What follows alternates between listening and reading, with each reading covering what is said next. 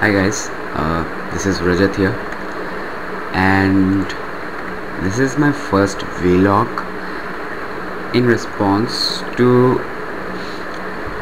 the request and the pings, the message that I've got asking for some resources to learn C++ or Python. I thought that maybe I should explain to you that how you should approach programming, given that you have never done it, and this video is for only the first sem engineers. Okay, it applies almost to everyone, but I'm just addressing people who have joined my college recently.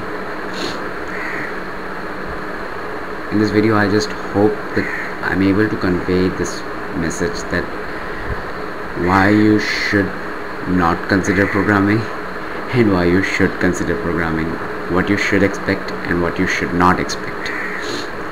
So before even I begin the video, I would like to say programming is not all beds of roses. Okay, it's neither thorns, given that you will find a lot of hurdle. Okay, so yeah, so as for people keep asking me about C++,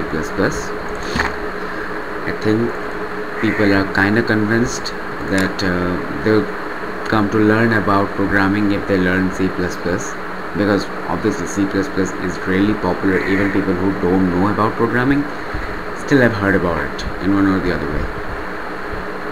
Yeah, that's how popular it is.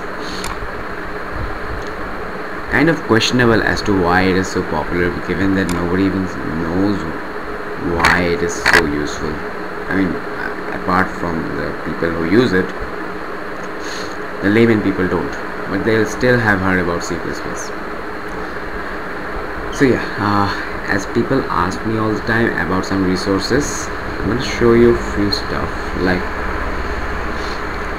I personally learned from one of the worst resources there can be, that is the Sumita Arora book of C++. It was followed in my CBSE standards, so couldn't help it. But given my teacher was really great, okay, he was like one of the best prof or lecturers that I've ever encountered in my life, one of the best, because he invested so much time behind us trying to ensure that we learn the concepts really well. Okay, I mean, I owe him a lot. Without him, possibly maybe I may not be this, I'm not saying good, or I may not have this profound understanding of any programming language, or including C or C++. So first step, first resource that any person can refer to is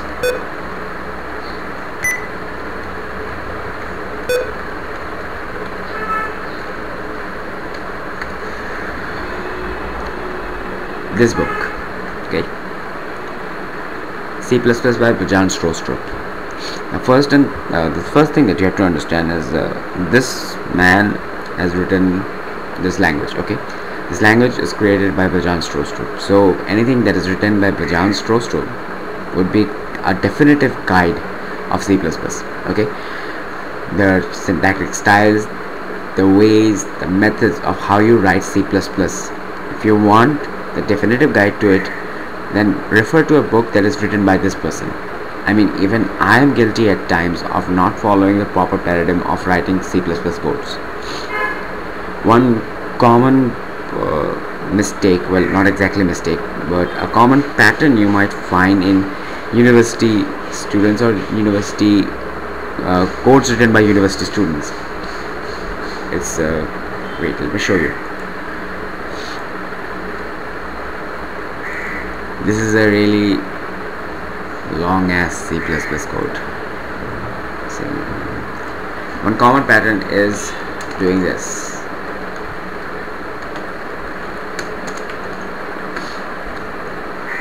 This is not recommended. Reason being, this actually exposes namespaces and scopes. Since you're a beginner, you won't understand it right away. but I hope you keep it in mind. This actually exposes scopes that you don't want entirely exposed. There is the function inside those scopes, you don't want them exposed entirely, but you want few of the functions, you want to access few of them. Okay, so what you do instead is you do this. Instead of exposing it directly, you use the scope whenever required, like std array, std standard cout, like this. Okay, you access the scope manually, not expose it just because you want to. You don't have to write this extra line of extra few words. Okay, not even line. So yeah, these are few habits, and including some others that a lot of us are guilty of at times, and I don't want anyone to have such kind of habits. Even I have few of those, and I kind of try to get rid of them. So yeah, so go for any book written by this guy. Okay, C++ programming language by Vajan Strostrup as the beginner book. Okay, otherwise I won't recommend any other writer. But what I will recommend is some other books that can come to your aid after you have a certain understanding of C++. You can go for this book, Accelerated C++, given that it actually deals with how you should structure your programs, how you should attempt those programs, the logic and good organization and whatnot. Okay, then you have this, jumping into C++. I love this book, by the way. More exceptional C++. Again, you can look at the index, you can look at the content, and finally this. Now obviously this is a book that you should refer after you have a certain hold of C++. Like if you really want to go advanced in it, I won't recommend it the very first day, definitely not. It's for people who are used to C++. Okay, and that's a term you will hear a lot, guys. When you're learning a programming language, it's just like any language, you have to get too used to it.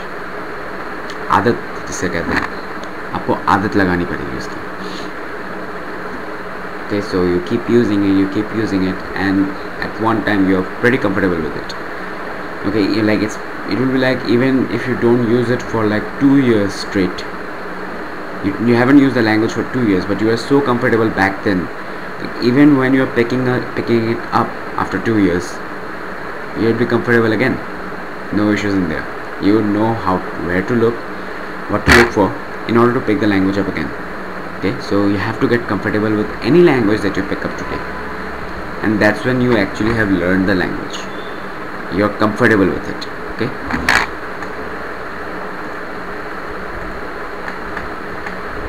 also learning any new concept in this language should not be uncomfortable to you.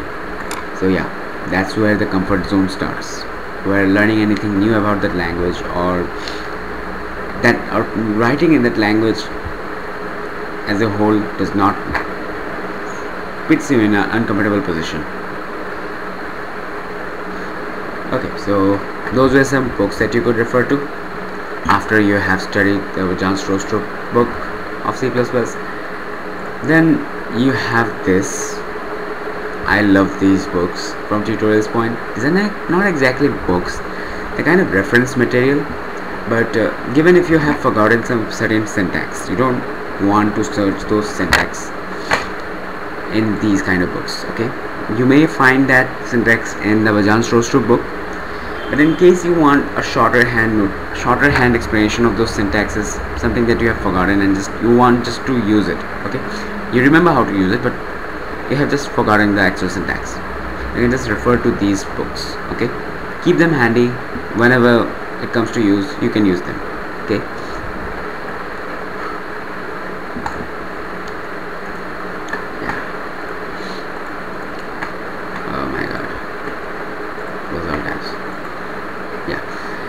after you are comfortable with C++, no language should not go wasted. I mean, C++ have its application.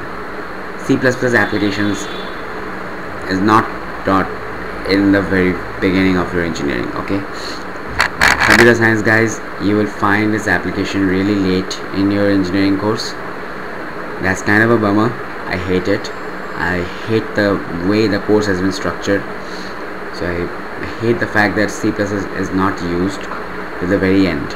Okay, but like in around third year you will actually get to use it, and second year you actually learn C++ in your third semester, which actually goes completely wasted because nobody teaches you templates or related stuff, because that's not in the course.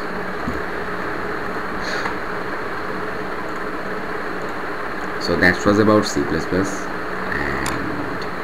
as for C, this is the only book that you need to refer to, Dennis Ritchie. Okay, C by Dennis Ritchie. Although I have learned in the very beginning by following Yashwant Kanetkar. You can too if you want to. You can actually keep both the books. You can keep Yashwant Kanetkar and also Dennis Ritchie. But I would definitely recommend to start with Dennis Ritchie. Why? Because this book is written by, wait for it, this man. He is the creator of C or Unix or ANSI C. Yeah. And this guy is the co-author, Brian Kernighan. You can actually find his interview of Brian Kernighan on Computer File channel on YouTube and learn about that how C came to be, how this book came to be. I mean, you'll come to know that Brian Kernighan actually convinced Ritchie to write this book, given Ritchie was not really interested in writing any book, okay, for C. There was only a Bell Laboratories manual how to use C, but not any book like this that was published for the common people out there. And Brian Kernighan convinced Ritchie to do this, and what he did is that he converted the laboratory manual into this book. And that is the reason why at times beginners find it really difficult to cope up with this book. It's not because C is that much hard. C is hard to understand at times. I mean, given you understand how memory management works, how memory is initialized and stuff related to it, if you understand pointers in C, you understand C really well. Plain and simple as that. And since in the very beginning you don't understand it directly, you don't start with it directly. That's why some of the behaviors are hard to explain in the beginning, and also some of the code, some of the way the topics are tackled in this book is hard for the beginners. It's not beginner friendly, but that's how you learn it. Okay, everyone does it, can't help the matter. And I hope you understand that forcefully simplifying something which does not need any simplification but just a different explanation is not gonna cut it. Okay, I've oftentimes seen a lot of professors doing this, forcefully simplifying the topic using examples that makes no sense. So I hope you understand, and I hope that you'll try and cope up with this book, because you should, because that's how you learn C. Okay, C is a difficult language, not hard to learn, but it's a difficult language to cope with. There's like oftentimes you will commit mistakes that you cannot explain.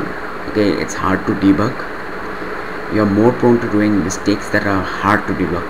So yeah, learning C is hard. Learning C++ is not harder, but given you start dealing with the much more, well, what do you say, much more stronger concepts of it, like for example object-oriented programming using C++. I mean, object-oriented programming using C++ is not its strong point, but that's where it starts actually. Then templating, then generic codes, then when you move on to using RAI, that is resource allocation codes and APIs of C++. Yeah, things get tricky at times. Okay, now you won't be needing this as a beginner, but since I hope that you will learn to apply C++ in anything that you want, or anything or that I am recommending here, you would need these. Okay, so places where you can use C and C++, OpenGL. Okay, graphics, plain and simple.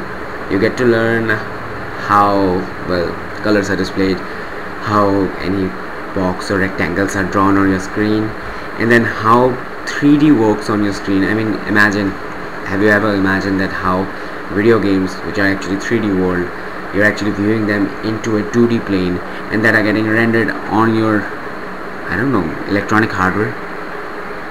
Have you ever wondered about them? I mean, if you have, then good, you're on a good path of engineering.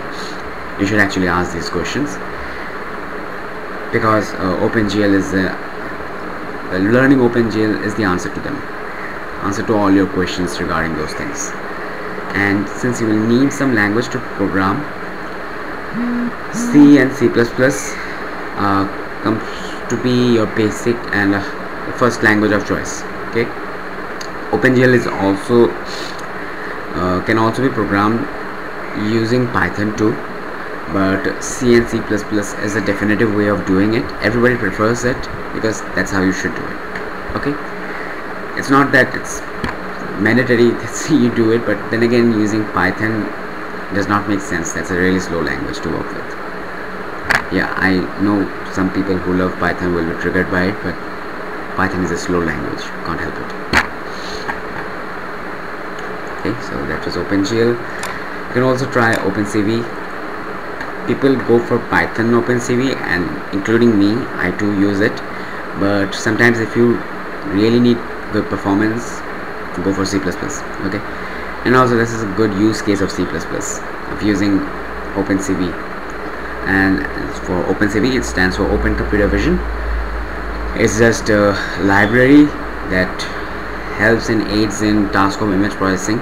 In case you are wondering what is image processing, that is basically how images are represented in your computer, loading them and doing mathematical transformations on them in order to extract any information that you want. Okay, whether it's doing Gaussian blur on them to smoothen out certain surfaces, whether it's doing a histogram analysis on them and trying to see what kind of frequencies of colors it has, or doing a convolution on them to trying to create a edge filter to see only the edges of an image, or doing a Haar cascade on it just to get the features of those images in order to do some kind of classification, such kind of stuff. Okay, these are pretty usual. I won't bog you down, but then again, I'm not going to spare you from all the technicalities. As I've said, simplifying the topic does not mean anything. I can explain them to you in a different manner, but I will not simplify it for you. Just because you're a beginner does not mean I'm going to spare you. Okay, I'm going to throw you the terms. If you are interested, you will note them down. You will, because eventually you will come to know about them one day or the other day. Tomorrow you will know. If you don't know about it today, tomorrow you will know, and at that point you will be able to relate to this comment or this line which I have actually used when actually throwing up that big term or big word better. So yeah, so you know how to start with C++ now. Okay, Vajan Strostrup, you move on to these books then if you want. Otherwise, Vajan Strostrup should also be fine. For C, Dennis Ritchie, Yashwant Kanekar, if you need a easier book and an Indian writer, because I loved it. Okay, it was good, not that bad, it was good. Otherwise, after you're done with C and C++, definitely try and understand the algorithms and data structures related to it. Take some course of algorithms and data structure from Coursera, definitely recommend it. If not Coursera, then you can also read it on your own independently. Tannenbaum's book is one of the best for data structure. I loved it. Tannenbaum's book, Data Structure Using C. Then for algorithms, definitely Corman, CLRS as it's called. Wait, let me show you.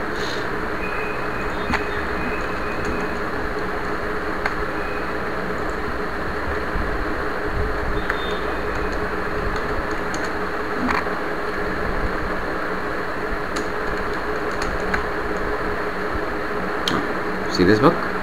This one? See this one? Yeah.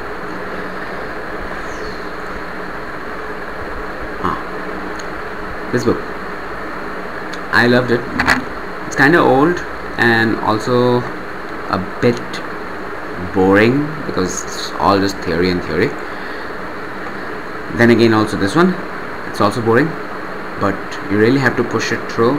Can't help it. At least get to understand the basic algorithms. That is, you always start with the sorting algorithms, search algorithms. Those are the basics. Then in data structure, you start with linked list. From linked list, you move on to stack and queues. Then you move on to trees. Okay, trees is where it gets exciting. So yeah, it is pretty important, and definitely in algorithms I would recommend try and understand this one concept of dynamic programming. It's one of my favorite technique. Actually, there are not a lot of techniques in programming, dynamic programming being one. I just love it, given the intuition behind it of using sub problems to solve the overall problem. So yeah, definitely read this book, Algorithms and Data Structures for C. Okay, so I think you guys are pretty overwhelmed by now, and I hope you guys are, because you guys should be. Okay, because I want to show you that how I reached from here.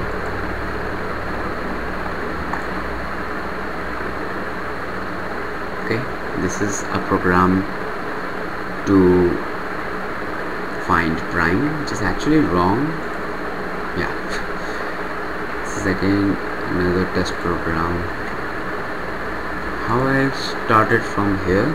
Oh, this is to actually insert a substring inside a string. I reached from here to here. Okay, this was a long and painful journey. I'm never gonna say that this was easy. Okay, this was long and painful, but I enjoyed it, given that I love programming. Simple as that. I love problem solving. I genuinely love this whole experience of coding something. I don't exactly know what kind of word am I supposed to use, coding or programming or whatever.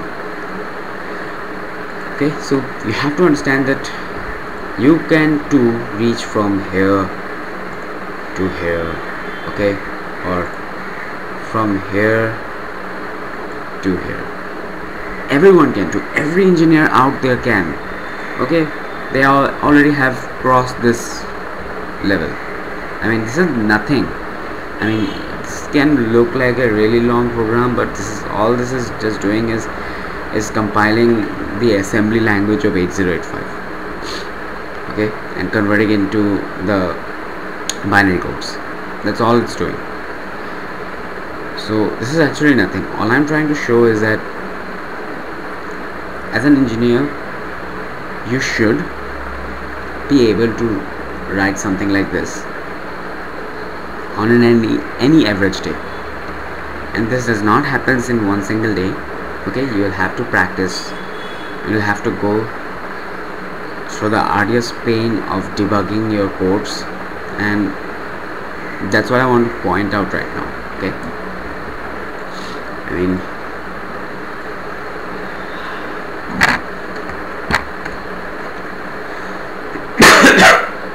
I saw in the during the induction program, everyone was really enthusiastic about learning programming. What I want to do is break down that enthusiasm and slap the reality on your face, because that is important. Okay, and the reality is that many a times you will do mistakes, given you're starting to program in your first semester with C, which I have repeatedly said that is a difficult language to work with. It's not hard to learn, but it's a difficult language to work with. And since it is difficult language to work with, what happens is, for the beginners, you encounter bugs, messages, and hurdles that are generally kind of discouraging. Okay, they are not exactly discouraging, they basically challenge the user or the programmer to fix them. Okay, these are just challenging given for a first time. Actually, any programming language would be challenging given you are actually treating that programming language as a magic wand. Okay, you're not a magician and this is not a magic wand. Okay, this is a programming language. You write it, you compile it. If it doesn't work, the compiler tells you there's something wrong, and that's the first thing that you do. Okay, let me show you. So let me first demonstrate what this program does for you. I know a lot of people will be asking me, भैया आप Windows use करते हो but आप बोलते हो कि Linux use करने के लिए, या क्योंकि Linux ये करने नहीं देता आपको. In case you know what these are computer games. Okay. Shit. Yeah. So really, yeah. Insert .c. Ooh. See. I mean, imagine someone trying this on the first attempt and then this, and what they see is that there is only an error. They did not read the error message. Now, that's the first thing that you do. You always read the error message. This is the error. Insert.c, no such file or directory. You check your directory. Since my file is in the desktop, I will navigate to the desktop. Okay. And almost the same kind of instructions for your Linux environment also. Okay, you navigate to where the file belongs. Okay, where the file is there. You don't simply just do gcc some file.c. You have to navigate to that point first. Someday I will just install Ubuntu and also show it to you guys if I get the time or the luxury.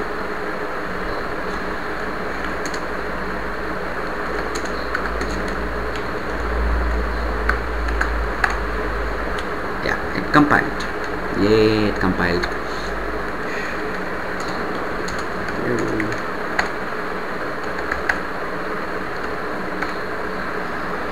So you see, hello are you, how, position 6, and it turns to hello how are you.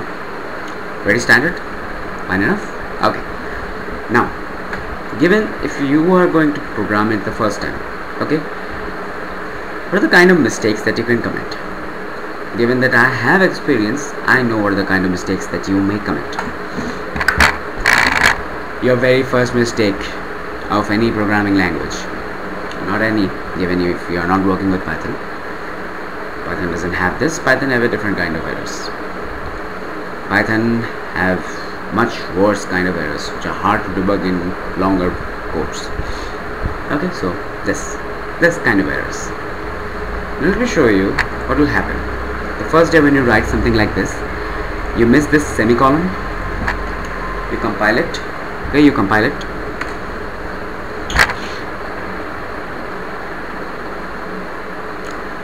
Now this is the first thing that you do. Okay, you read the error message. You do not panic. You do not take a screenshot of this where you have missed a semicolon and send it to the coding club group just because you think that this is a good doubt to ask. Okay, because it kind of frustrates me that nobody is reading the error message, because that's how you learn. This is the first hurdle, and the very first hurdle you want help from someone. Really? I mean, this clearly mentions. Let's read it out. Okay, insert.c, line 19. This 2 doesn't mean anything to me. Error expected, semicolon before fgetS. 19. Expected semicolon before fgetS. Before fgetS. See, it clearly mentions to you. That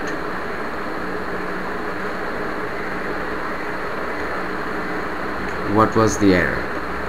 So let's recompile it again.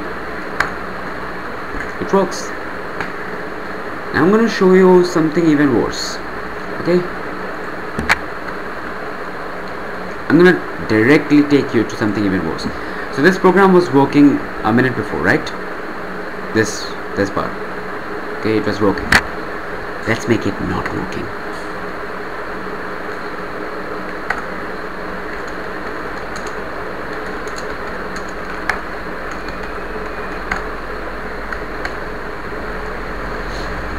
See, not working. Now the thing is that at this point you don't have any guide to tell you. See, there is no error message. The program simply crashed. And you don't know what happened. So how do you tackle this problem? You go and ask someone? No, you use your brains in this one. Okay, now given I have experience in dealing with this problem, I'm just telling you that how you should deal with this kind of problem. Okay, you'll find such kind of problem repeatedly in many variant forms. Okay, so one thing that you can do is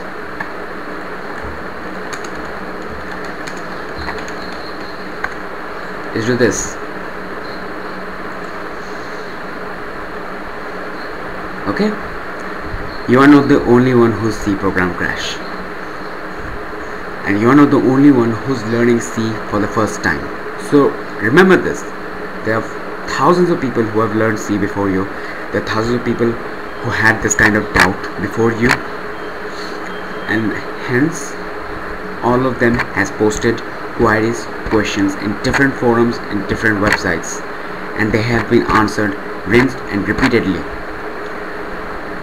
That means you will find such kind of questions all the time, you will find such kind of answers all the time. So let us just look into it. I've mulled over this for at least an hour. I can find out what the problem is. What is actually the problem is? Yeah, what is this problem? Oh, I can actually see the problem already. Maybe. Yeah, I can actually see. I can see the problem. This expects a buffer. Okay, so let me show you. Like, if you have if you have learned C, then you'll actually remember from the workshop. If you remember, there was something called as character array. Okay, scanf of &s, that is string formatting, expects a character array. You're not giving it a character array or character buffer. Look at this. You're actually giving it a pointer. Do you know what a pointer is? You will come to know when you learn C. I'm not going to reveal that right now. Okay, so you see, this man completely answers it properly. It also highlights the problem. He fixed the code for you. These are common problems, but is this going to help us? Given the kind of error that I have introduced, no. So there's another method. Enter the position 6. After this, the program crashed. Enter the position. This is the printf line. Since it is working, we'll ignore it. What's the next line? Scanf. Let's look into the syntax of scanf.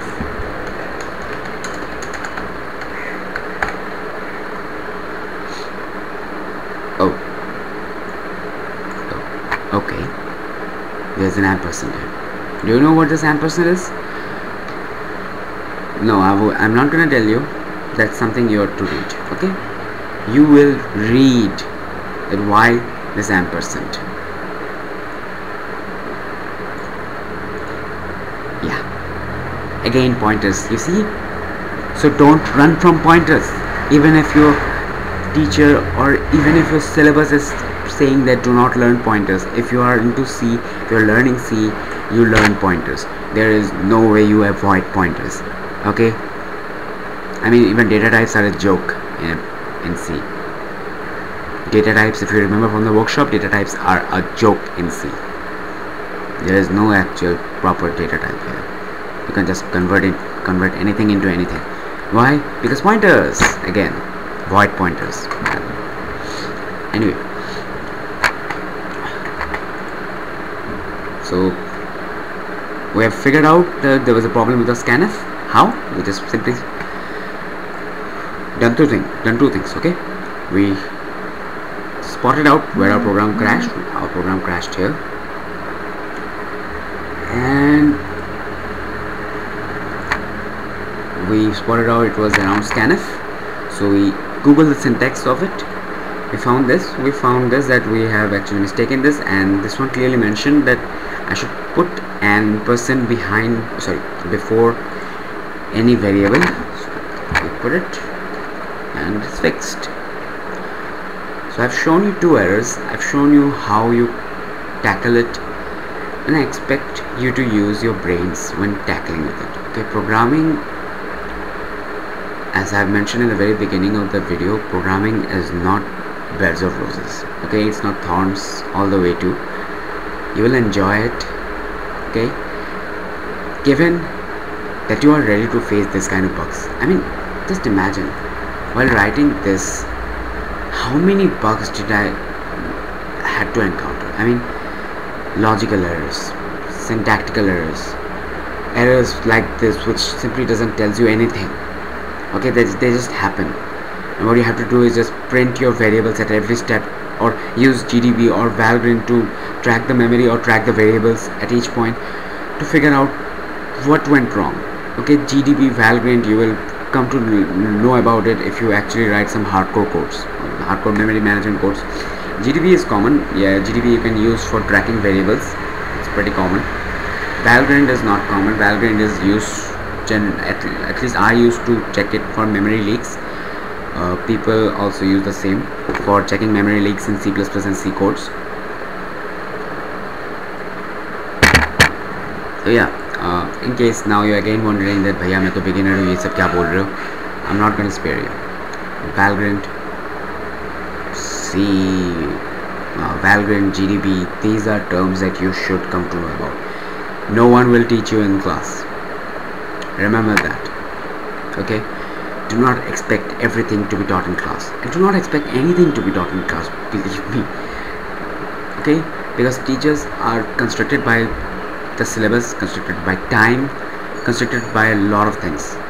You have to learn everything on your own. Okay, and when learning on your own, you will find such kind of stupid bugs, okay, that you cannot explain, and at that point you have to use your brains. You have to use resources like Stack Overflow. Basically, Stack Overflow is the Jesus for all of the programmers. Why? Because it saves us. I mean, Stack Overflow has saved our ass so many times. It's unimaginable, really. Okay, and for anyone who's thinking of posting in Stack Overflow, I think there's a minimum level of credit that you want. Credit you need 50 credits, I think. Not really sure. You need, yeah, this kind of like a reputation kind of stuff. Yeah, and only then you can actually start asking questions. I'm not really sure because of that. I kind of have this because of I'm part of all these software engineering, computer science, and Stack Overflow. They actually belong to the same domain. Yeah, so I hope you understand that programming is hard. Programming is not easy. Having blatant optimism and a lot of excitement is not going to cut it. You're going to have to be real. You have to think of the end goal. The end goal is being comfortable with programs of this size. Okay, I'm not saying this is too complicated, but given the way I've written it and given what it does, it can appear complex to some people. So you should be very comfortable with it. That is, writing any parser in C or C++. This is C++ by the way. So that's how a journey starts. The journey starts from something like this. It does not end here, but this is where you get comfortable with it. So that's your objective when picking up any language. You start with the language, you learn the core fundamental and concepts of it.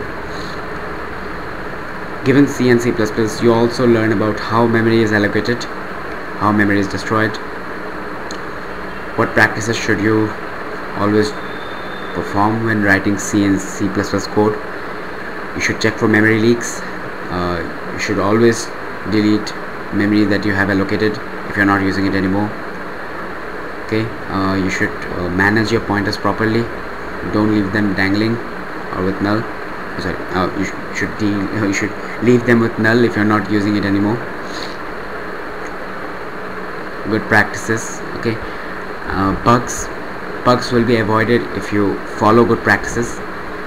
You'll find the books that I've recommended all have coding standards that are considered good practices.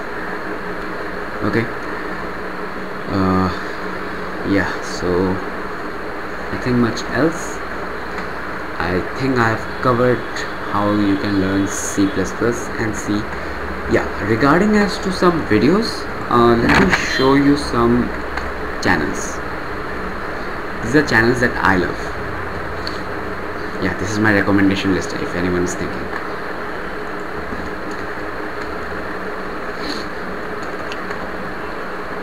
Yeah, the Journal project for C++ and OpenGL also. Excellent channel. Okay, just mind blowing, but it's for C++. Remember that. Next is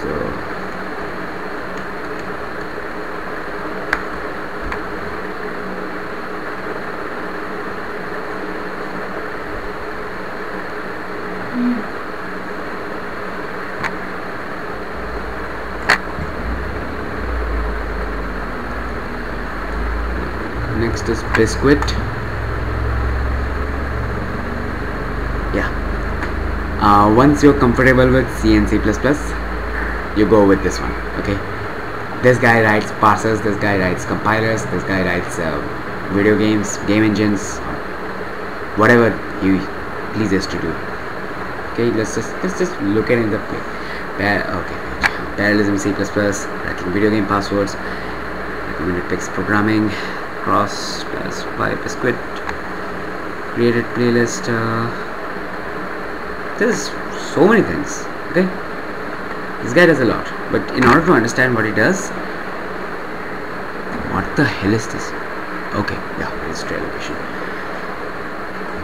In order to understand what he does, you have to understand how C and C++ work.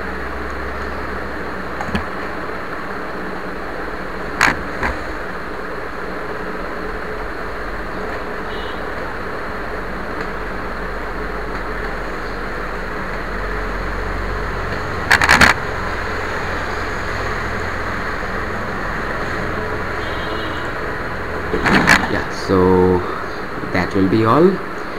And for someone who have for those who have asked me about Python, let me show you some books that you can refer to. Where is it? The fuck is it? Yeah, you can try this, Automate the Boring Stuff with Python. It's a really nice book. Okay, you're gonna learn a lot of stuff that is practical. Okay, then beginning game development with Python and Pygame.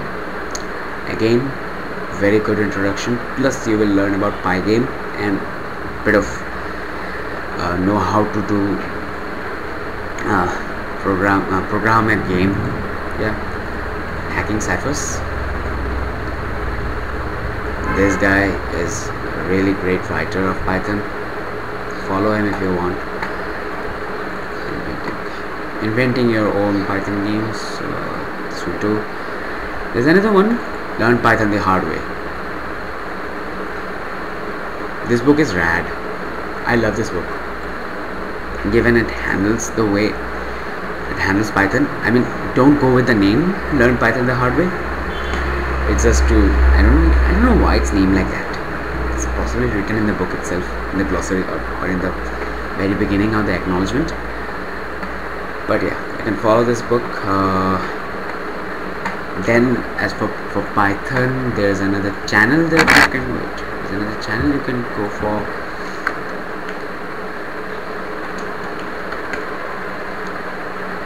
Syntax. Okay. A lot of stuff. web programming, machine learning, deep learning, Flask, GUI development. There is a lot of stuff in his channel. This guy is self-taught, so you kind of can relate to him. What the hell is this shit? Oh, that's Deep Dream. That's Deep Dream. Yeah. If anybody wants, you can actually Google Deep Dream and then learn what that is. Yeah. See? Tons of stuff. Tons of topics. Popular topics. Python 3 basic tutorial. And yeah. Python is not really a hard language to master. So, no, wait. Python is not really a hard language to learn. It's a hard language to master. Let me fix that for you. Any language takes time and patience and a lot of investment to master. Any language. Okay? So whether you go for Verilog, whether you go for C#, C, C++, or Java. I don't know why I have a folder for Java. Or Flutter. It's for app development.